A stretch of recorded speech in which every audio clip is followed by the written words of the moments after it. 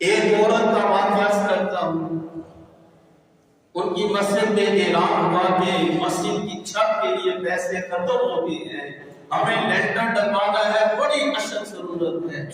یہ 1980 کی بات ہے۔ عورت کہنے لگی میرے پاس ٹوٹل 2 تولے زیور ہے، میں یہ خرچ کر کے مسجد کی چھت ڈلوا دیتی ہوں۔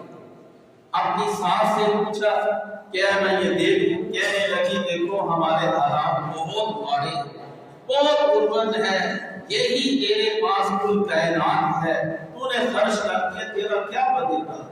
کہنے لگی مجھے اس کی پرواہ نہیں کہ میرا کیا بدے گا، لیکن آپ کی اجازت چاہیے۔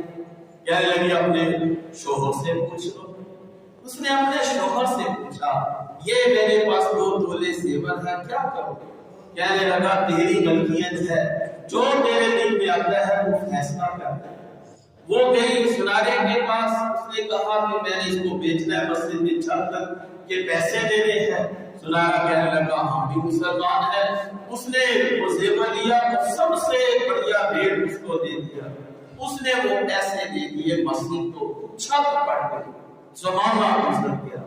اللہ نے اس کو امریکہ میں 3 گھر دیے بڑے بڑے، 60 تولے اس کو زیور دے دیا، انتہائی نیک اور ذہین اللہ نے اس کو اولاد دی، اور اللہ نے اس کو بڑی سکون کی زندگی عطا کر دی۔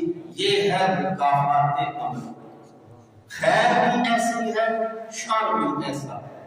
اس لیے میرے بھائیوں دنیا پر ظلم کرتے ہوئے سوچا کرو کہ میرے مرنے سے پہلے یہ میرے ساتھ ضرور ہوتا رہے۔